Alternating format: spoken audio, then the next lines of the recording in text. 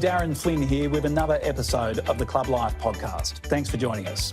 As CEO of Cherry Street Sports Club in Ballina, Tere Sheehan's career is built on hard work, having left school early to work on sheep and cattle farms in regional New South Wales before cleaning ashtrays and pouring beers in country bowling clubs. He's built a reputation not only for turning clubs around, but for putting community at the centre of everything he does. From homelessness support to flood relief, through to the Purple Friday domestic violence awareness campaign, now spreading across the club industry. But behind the scenes, Terry's been suffering through personal tragedies over recent months, making his positive contribution to his club and the wider industry all the more remarkable. Tere Sheehan now joins me on the Club Life podcast. Terry, thanks for your time. Yeah, thank you. Now, when people meet you, they see a CEO running a successful club group, but your life could have easily turned out very differently. In fact, you could have become a farmer. Tell us about your early days. My early days, I went to live with my auntie and uncle in Mudgee. Unfortunately, my mum and dad had some marital problems and we went out there for a bit of stability, and yeah, that changed the course of my life, I think. Grew up on the land and moved from Mudgee to Bathurst. Worked on a sheep farm and did all my schooling out there at Bathurst. Just did all that farm life stuff that created stability and the person I am today through just understanding hard work, I guess. Tell us a bit about that. What did the lifestyle teach you? I understand you're up at 5 every morning to help with chores around the farm. What did you learn from that experience? Yeah, look, you wake up every morning and you're out of bed in the freezing cold and the frosts and to feed dogs and chooks and getting everything ready for the farm life to kick in for the day, and then in for breakfast and onto the school bus for a 40-minute ride into school, and then you sort of come home in the afternoon and it's back on the farm to do the night jobs before it gets dark. And I guess it taught me that there's always going to be something to do, and you can either clown around or you can just get in and do it. And I just loved it. It created stability for me, I guess, after a fairly troubled childhood where I could have gone either way. I could have ended up in jail if I had stayed where I was, or learnt the working life. And that's what I chose to do. I just got in and learned as much as I could and decided that I was going to be a cow cocky or a stock and station hand. But then, life throws different things at you throughout the years. And, here I am today. So you're on track for a life as a farmer. What point did hospitality and clubs enter the picture? My family, I did most of my schooling in Bathurst, and my family relocated to Sydney with my uncle getting a job in the wool stores down in Yennora. And obviously being a young fella just out of school, I followed because I was still living at home and completed my wool classing certificate. That was where life was going to go for me. And unfortunately, the wool market crashed, and around me, I seen everybody being put off out of work, and I was working for my uncle, and I thought it wasn't fair on everybody else. So I thought, well, it's time for me to probably get up and go, and decided to reconnect with my father and brother up in Coffs Harbour. I got a casual job at Coffs Harbour Golf Club on the ground staff. It sort of went from there. I sort of enjoyed that, and then got a job out at Wagoolga Bowling Club, which was a bit closer to home to me, and I was working on the greens out there. And at a very young age, I met my first wife, and I was married at 19, and I decided that, well, geez, now I'm a married man, I need to support the household, and being a groundsman wasn't really cutting it. So I sort of picked up some work back in the old days of smoking days, cleaning ashtrays and picking up glasses, and that's where it all began, I guess. Now, tell me, is this correct? I hear you even worked for free on many weekends just to learn how to pour a beer properly. Yeah, after picking up glasses and cleaning ashtrays, that whilst that wasn't great work, I thought that, if I'm working, because I was going to work at sort of 5 o'clock in the morning and knocking off at 3 in the afternoon and then racing home and getting changed and then coming back and picking up glasses all night and, rinse and repeat. And I thought, well, this hot weather up here in Coffs Harbour, I thought this is overrated. And I thought maybe I need to change my hand here. And I hit the local bar manager up, Peter Zyden, who was a great mentor to me over the years, and just said, can you teach me how to pour a beer? And, the good old days, yeah, sure, mate, come and do what you want to do, but I'm not going to pay you. And I said, well, that's okay. I'll work every weekend and just learn how to pour a beer. And that went on for about 2 or 3 months. And I use this story to all my staff now. Not that we can do that anymore, but if you want something in life, hard work gets you there. And by me committing to doing that and learn to pour a beer, one of the staff at the time fell ill, and they had no staff to fill a position. So I got my first paid shift pouring beers, and I guess the rest is history. I fell into that. It was great. We often talk to CEOs on this podcast actually about that very thing, the importance of being able to do pretty much every task that is needed in your club. Looking back now, how important was it for you learning the industry from the ground up? I think that's the key to the success of being a club manager. I think you need to have a crack at every part of the business, and I certainly did that. From cleaning ashtrays right through to cellar person. Working in the kitchen, front of house, back of house, working in bars. The only thing I do stop at is bingo. One thing I've never learnt is bingo, and never want to learn is bingo. Important part of our business, but I'll never be a bingo caller. Haven't got the voice for it. Can be a very tough crowd too, the bingo crowd. So they sure can. They scare me. Let's fast forward a few years to your first role in club management at the Red Rock Bowling Club. Did you feel ready at the time that you were appointed, or did you feel you were bluffing your way through to a degree? Oh, look, I think it was right at the stage where, we'd been through some really hard yards at Wagooga Bowling Club, and it was right at the start of COFSEC Services coming to their aid and amalgamating with them, and COFSEC Services had just taken over, and I thought, okay, there could be a bit of a future here, and then just up the road, little Red Rock Bowling Club, the secretary manager's job came up, and a couple of colleagues sort of suggested that I go for it, and I sort of in my head I wasn't ready for it, and I knew I wasn't ready for it, but I thought, how hard can this be? I'll give this a crack. And as I've done right throughout my career, I'll put my hand up and have a go. And I was very fortunate. I met with the board and they were pretty keen on a young fella. And it was pretty daunting for the first 12 months, considering I didn't know anything about a computer or anything like that. But it was, I kind of bluffed my way through it. And that's the beauty about this industry, I guess, is that you build relationships with people throughout the industry that are always willing to help you and guide you and give advice. And that's how I got through those first few years. And it was just learning on the run and, again, hard work. I still maintain small clubs are probably the hardest clubs to manage because you are the be-all and end-all. And, I just took that with a grain of salt and just worked as hard as I possibly could, long hours, long days, doing a bit of everything. And we had some really good successes there. So great opportunity for you at Red Rock. You did also have some pretty tough periods in the early stages of your career with clubs going broke. You've alluded to Woolgoolga there and an armed robbery as well. How did those experiences toughen you up? Yeah, look, I think it's followed me through my career, unfortunately, but the robbery that we had at Red Rock was through the night, thankfully, and no staff were involved. But I think when you put so much time and effort into, especially a small club, and you see those small wins, to have that all taken away from you just by a robbery where they took every single cent in the business out of the place by cutting safes open and poker machines and ATMs. As a young fella, it sort of knocked me around a fair bit. I sort of reevaluated my career, and that's when I decided to sort of get out of the club industry for a little while and went and did a stint in retail and managed an IGA supermarket back in Wagooga for a very good friend of mine. And then it wasn't, it was a couple of years into that where I realised that, the club game's probably where I need to be. But obviously I'd set a plan and I sort of spent a fair bit of time at IGA, and then I needed to really get back into the club industry because I missed it terribly. Yeah, it's not an uncommon story. People who try another career path but find their way slowly back into the club industry. Away from work, family is very important to you. Tell us the story of how you met your wife, Jane. Yeah, so Jane, I sort of mentioned before that I'd left Bathurst through family moving to Sydney for work commitments, and so I was dating Jane in school. We sort of separated because of me moving away, and she obviously went ahead and had a couple of children and got married, and I did the same, and I didn't have any kids with my first wife. Went through all those challenges, and the industry is very hard on a partner that doesn't work in the industry, I guess, and unfortunately, my first marriage fell apart. And, once I was on that single scene, I just got I call it stalker book, but I got a Facebook message from Jane 22 years after we'd sort of seen each other, and, just reached out to say g'day and how was I going? And, one thing led to another, and that sort of led me to travelling to Bathurst every weekend. As soon as I finished work, I'd drive to Bathurst, 9 hours away. Things you do for love, eh? Well, thank God for social media, eh?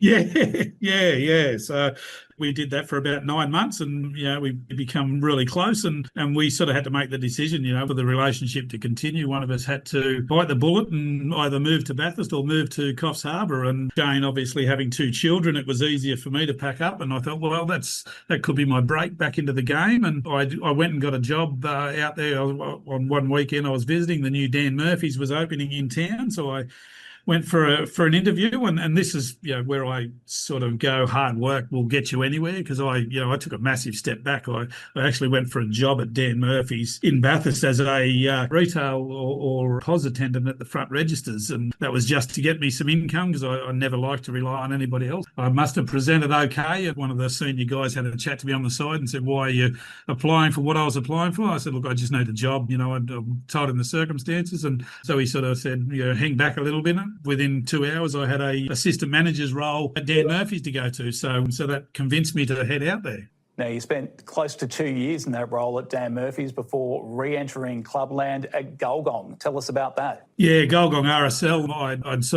I'd had a second job in Bathurst as well, working at Bathurst Golf Club, just of a night in the bar, just to make ends meet. And I wanted to get back in the game, and I started applying for jobs, and Gulgong came up, and I thought, okay, well, that's, my wife was, or my partner at the time was 32 years in Bathurst and never left the area. So it was sort of hard to convince her that we were moving away to go back into the club industry. But I was successful in getting the job at Gulgong, and did that for, the first 9 months. I actually lived over there during the week on my own and just travelled home on the weekends, because it's about an hour and a half drive. And we eventually made the move to Gulgong, and then that was, whilst it was a good little club, I knew that there was a future there, but it wasn't going to be an extensive future. So I decided to start applying for other positions, and hence where I am today in Ballina. Cherry Street's a very successful club and club group these days.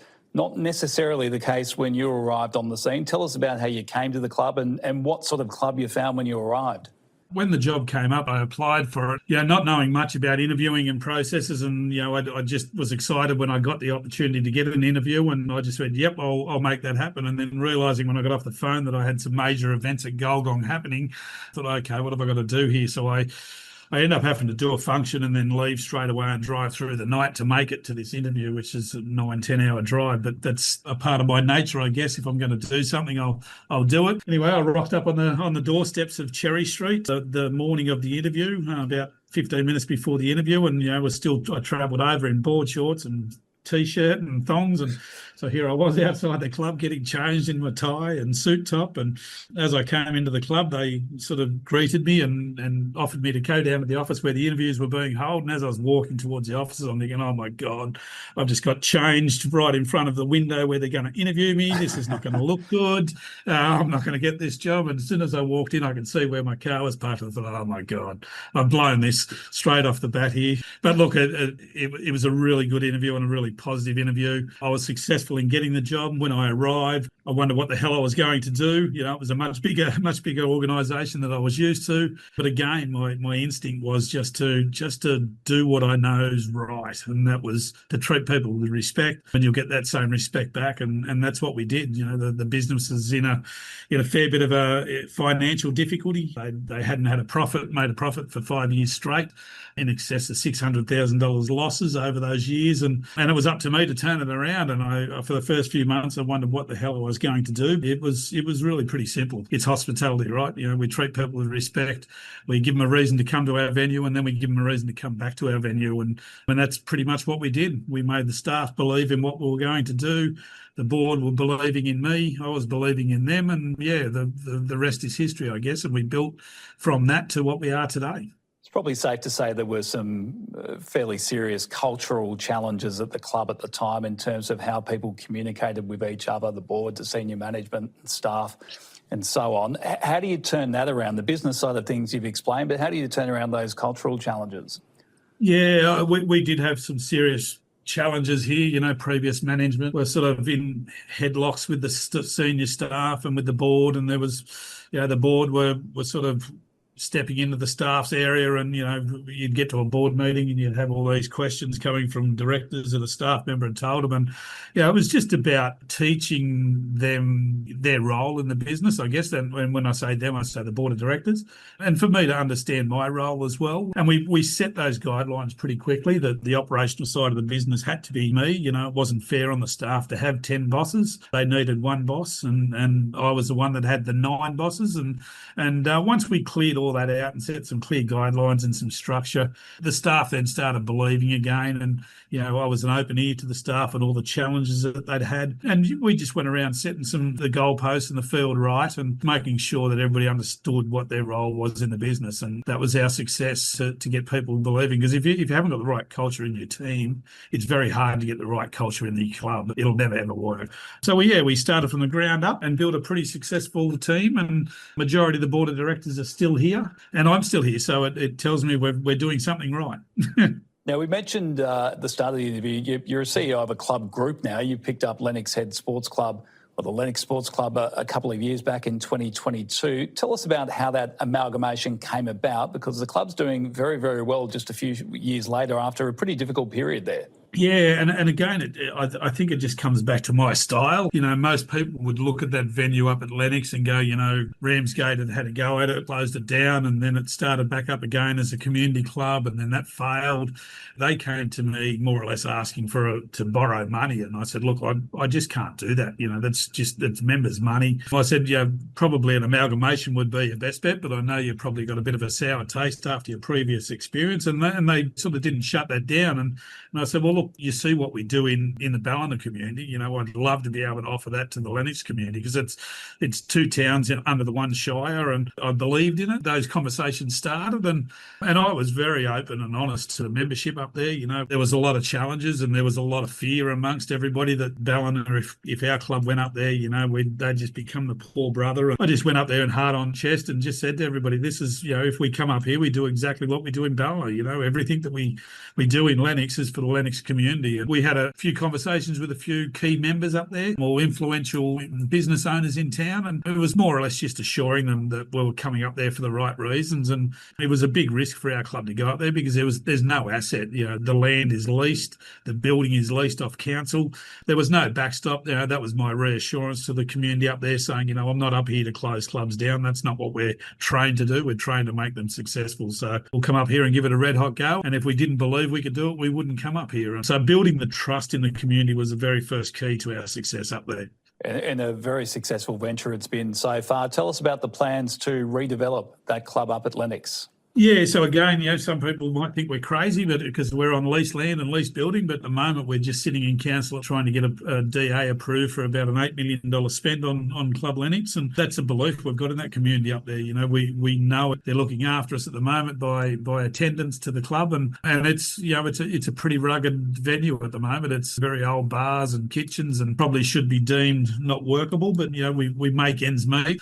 And the success we've had over those years just gives us the assurance that if we can improve the venue, the look and feel of the venue and the flow of the venue, we believe we've got a really good model. So we're looking forward to it. We just need local council to understand that it's their building that we want to spend $8 million on. Hopefully that'll speed up the DA process a little bit.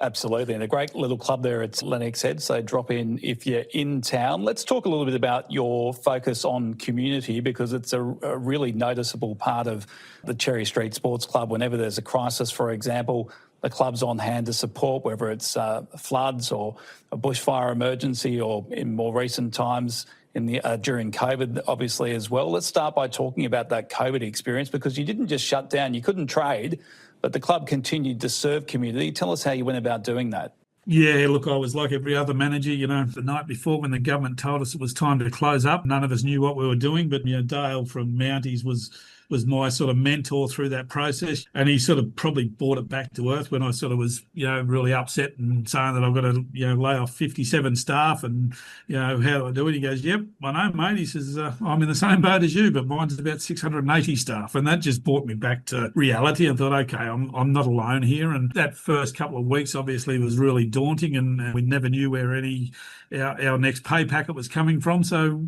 I just sort of clicked in then and thought, okay, we need to do something to make ends meet and try and, even if we cover the electricity or something, to keep going. So my management team stayed on site, and we were packing down the venue, and we just came up with an idea that we were talking to a couple of local doctors, and, at that stage, the big scare campaign was happening where there was going to be hundreds of thousands of deaths and all the rest of it. So we went about trying to lease out our building, or the back part of our building, to the New South Wales government, which we were successful in doing. And they come and changed all the configuration of our back decks and lawns and turned it into a triage facility that was, doing it as a testing facility and then doing vaccinations at a later stage. And that a small amount of money came in. The contract that we had for 6 months with them enabled us to pay a few bills. And we thought, while we're here, Job and Saver came in, and we started getting a few staff back on board that were just wanting to do a little bit for the money they were getting, and painting and whatnot. And then we just came up with an idea that we thought, we were doing live video crosses to our members through Facebook, just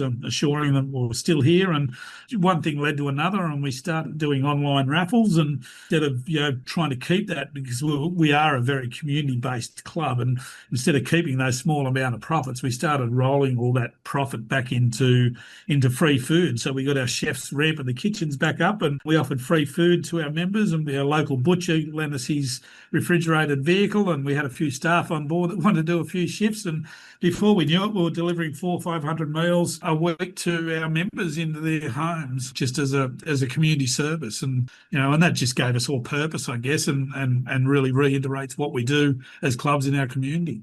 Now, the pandemic passed, fortunately. We were able to reopen the doors. Well, there were a couple of shutdowns, but we were eventually able to reopen the doors. But unfortunately, another disaster hit the Northern Rivers in early 2022 with the flood tragedy that unfolded up on the North Coast. Your club, once again, came to the fore to help out. Tell us about the effort to raise funds for the victims of those floods up in the Northern Rivers in 2022.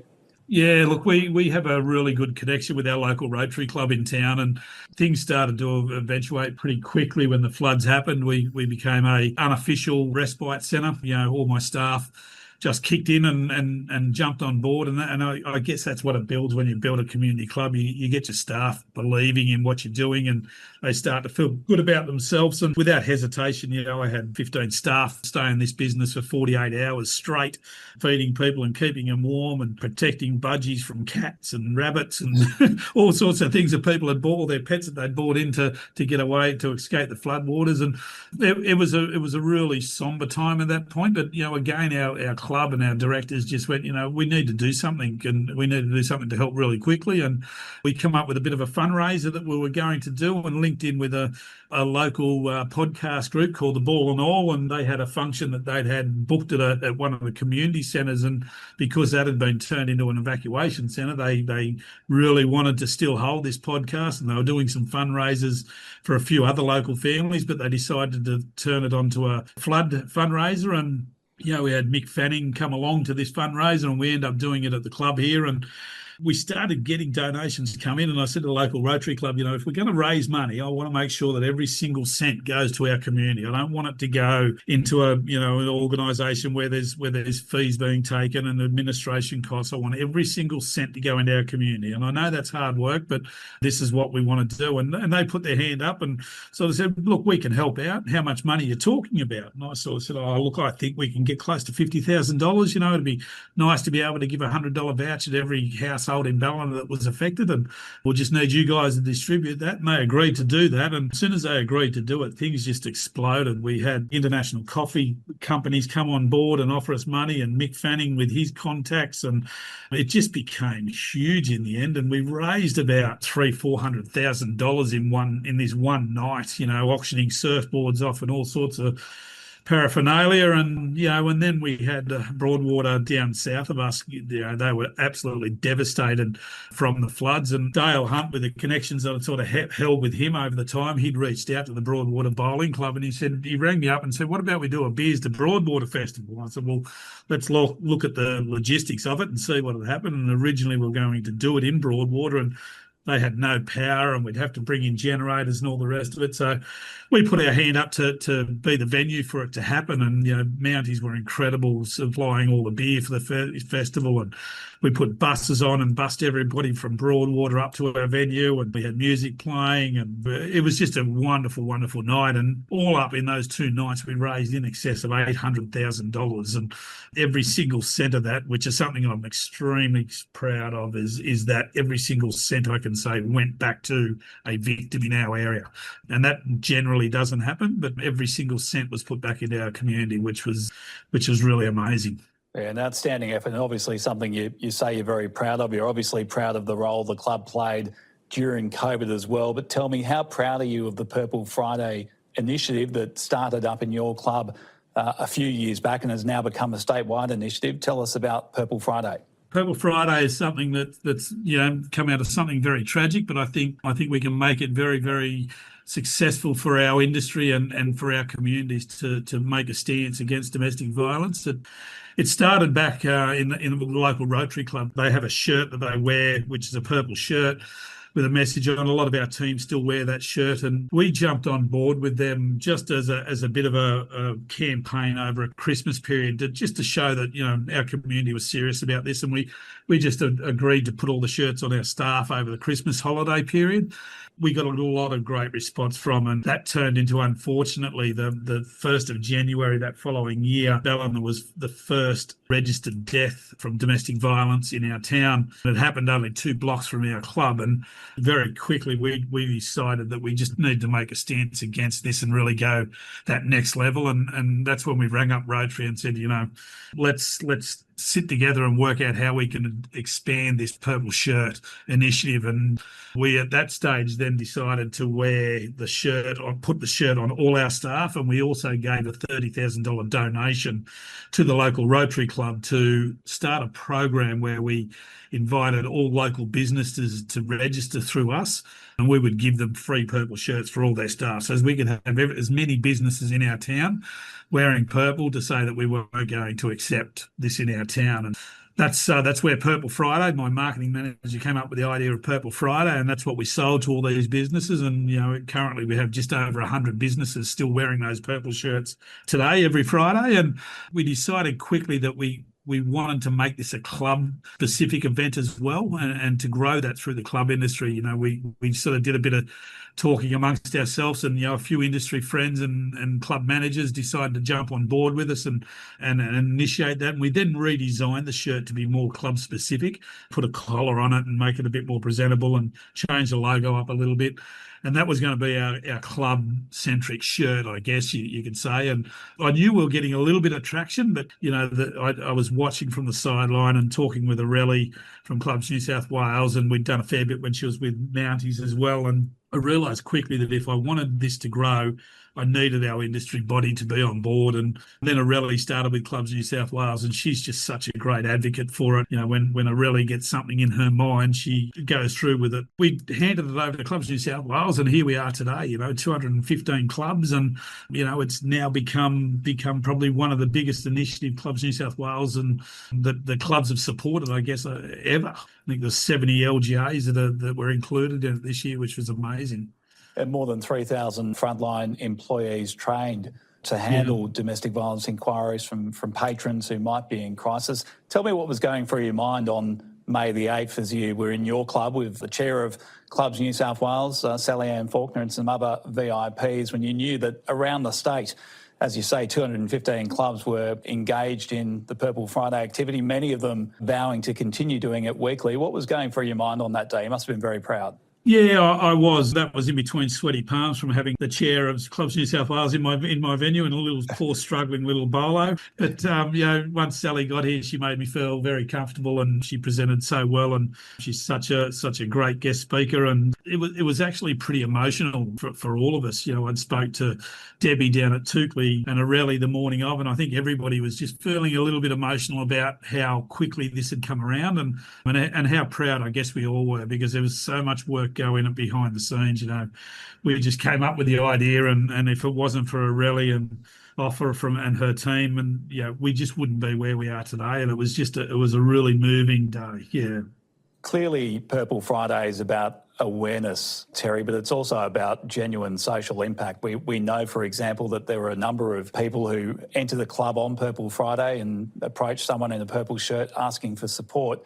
But the training is what's really important here, and training's been a big part of Purple Friday for you from the get-go. Why was it so important to you? Yeah, look, it's easy to put a shirt on, and it's easy to say a slogan, I guess, and saying no to domestic violence is a pretty easy sentence to say, but it means nothing if we don't back it up. And that's something that through my entire career, words are very, very cheap. If you can't do something about it, don't say it. And we were determined from day one that we wanted to make change. And this, we didn't do this to go statewide. We did this for our own community. We did it to say no in our own community. And we wanted to ensure that anybody that was in our Ballina Shire, that they understood how our community felt about domestic violence, and we weren't going to accept it. And, it's just, I guess it's a privilege to have it statewide now. It was never our intention, but I think it's a fantastic start. 215 clubs, but we have 6,500 clubs Australia-wide. We have 140,000 staff, 13 million members. If any industry can make a change, it's certainly our industry, and it's just, I guess it's driving me even harder now to continue pushing this. I would like to think that we could double those numbers of clubs that are participating next year. I would love to see a purple round in the NRL or AFL at some point. It's a perfect opportunity for us to, raise awareness and also raise some crucial funds for some of these services that provide support to domestic violence victims. I mean, I just mentioned one of our ones that we had up here. We had a heap of service providers here just to show people on the 8th of May what resources are available if they ever are unfortunate enough to go through domestic violence. Yeah, absolutely. Well done, Terry, on Purple Friday, and on behalf of the whole industry, thank you for the leadership role that you've played in that space. I should point out, whilst Purple Friday has been evolving in recent months, you've been going through an extremely difficult time in your personal life. Are you comfortable talking about the challenges you've had away from work in recent times? Yeah, so 12th of July, my wife was unfortunately diagnosed with very rare brain cancer. Trooper that she is, she fought and fought and fought, and she's actually on the other side of that battle now. She's in remission and has been for a month or so now. It was a very rare cancer in a very rare spot. She was belted for about 6 months with chemotherapy and immunotherapy. I was very, very fortunate to have the board of directors and the club that I do work for. They fully supported me, and I had 6 months out of the business virtually. So it's when you really rely on your leadership teams, I guess, to step up and take that role. And I was very fortunate to have a team that did exceptionally well while I was out of the business. And unfortunately, my wife, with a rare cancer, she had to have a stem cell transplant as well at the end of it, which she was very successful in. But the first week into that stem cell transplant, our eldest son was killed in a truck accident. So it was really tough on the entire family. But I always said I'd keep speaking in regards to it, because I wanted to honour our son, and he was a hard worker, 32 years of age, 4 kids. The youngest 3 weeks. Youngest 3 weeks old at the time.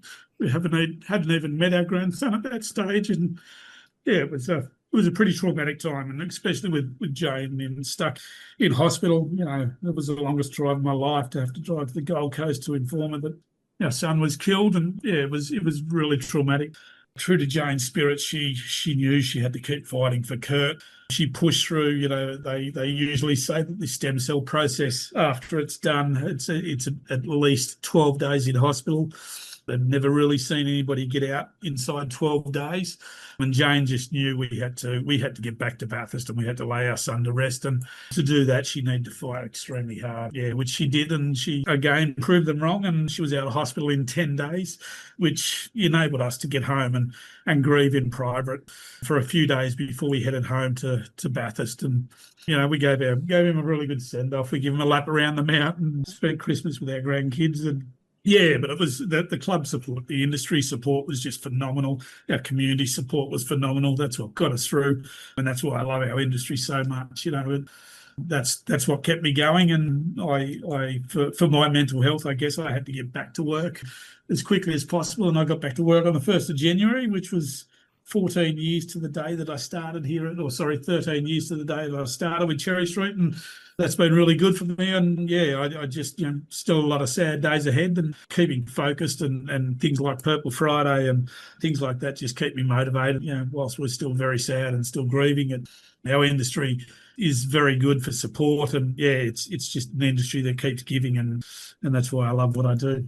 Well, Terry, like everyone listening, I'm sure you can't imagine what you've been going through over the last 12 months or so. I think we're all in awe of the strength and resilience that both yourself and Jane have shown in what's a terrible time, and obviously pleasing, as we've all experienced with the club industry. When things are tough personally, everyone's always on hand to check in and make sure you're doing okay. Was there anyone in particular who stands out that you want to give a shout out to? Oh, look, there was so many people, even the community up here in Ballina. They were just amazing. My 2IC, or venue manager at the time, Fiona Sibia, she was just my rock. She did so many things behind the scenes for my family that just helped us get from day to day. People like Scotty Bennett down at Reesby and his team, Sharon, and those people. The stuff they did were only little things, but it was just that reaching out occasionally, and a message from here to here. There was. I'd hate to mention too many because I'll miss some, but there was so many industry people that I just thought, wow, everybody's got their challenges. But yeah, there was a hell of a lot of support that certainly kept me going, that's for sure. Well, Terry, probably a good segue into the next question. What do you say to young people considering a career in clubs and hospitality today? I suppose the first answer is the people. That's the reason why you get into clubs. How would you answer that question? I think it's just, years ago, people just thought of it as a second job, but it's a great career. Would I ever go back to wool classing? Hell no. Our industry is great. And I know it's tough at times, especially when the younger guys and younger girls are doing the hard yards and working the night shifts and the split shifts and the weekends. But if you are enjoying that, or have that slight expectation that you might be interested in going further, just push hard, push for what you want, take some chances. I wouldn't be here today if I didn't. Back in that day when I took that job at Red Rock, I could have easily said, there's no way in the world I could do this job. Back then you could bluff your way a little bit, legislation and all that, all these changes have probably changed that a little bit these days, but it's still a wonderful, wonderful industry and so many good people. I have a couple of employees in my leadership team that have never worked in the club industry before, and just things that they say to me, they can't believe the conversations I can have with another CEO down the road, that in normal corporate world, it's a main competitor. They just couldn't believe that interaction you can have. And that's why this industry is so good. There's always somebody to ring for support. There's always somebody that will have your back. And it's just a great industry. Yeah, it really is.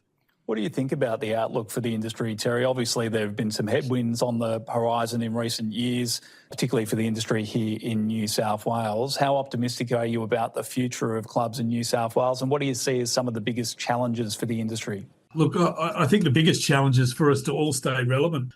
We can sit here and criticise government, and we can sit here and criticise the legislation changes, but if we just keep doing what we do and what we can control, you'll always love the industry. Clubs are more than poker machines. Clubs are more than anti-gambling legislation, and I'm not sure that government actually get that.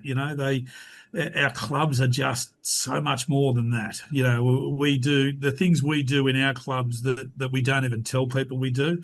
Every single community deserves a club in it because there's just so much that we give back in our local venues. And I think that's something that we need to keep focused on. What happens with legislation will happen, and we just need to, clubs will always be here and will always be here for our communities. It will go up and down depending on legislation and all the rest of it, but just keep giving back to your community, because your community will always have your back if you show them that you're supporting them. And we've proven that in Ballina. We've gone from a 3 million revenue business to a 21 million revenue business in a matter of 10 years.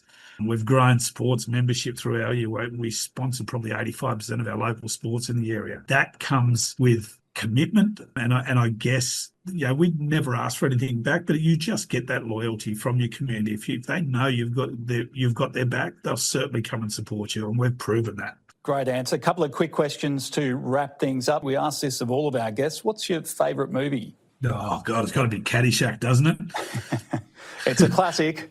It's a crazy classic, and why is that my favourite? I have no idea, but I think I've watched it a dozen times and I can still laugh at some part of it, and that's important in life, isn't it? Laughter. Absolutely, 100%. All right, and our final one to wrap things up, and you've kind of touched on this already, but we'll ask it: why will registered clubs still be around in 100 years' time? Because we're resilient, we're adaptable, and we're really important to our local communities, and I think they'll always support us if we support them. Great note on which to finish, Tere Sheehan. Thanks very much, firstly, for everything you've done for the industry in relation to the Purple Friday initiative. More importantly, thanks so much for joining us on the Club Life podcast today. Great. Thanks so much. Cheers. Tere Sheehan there, the CEO of Cherry Street Sports Club. And that's all we have time for in today's episode of the Club Life podcast. Thanks for listening. Don't forget to subscribe to our podcast channel so you're alerted whenever a new episode drops. Search Club Life Podcast wherever you consume your podcast and hit subscribe. If you have a suggestion on who might make an interesting future guest, get in touch with the team by emailing clublife@clubsnsw.com.au. Thanks for listening and bye for now.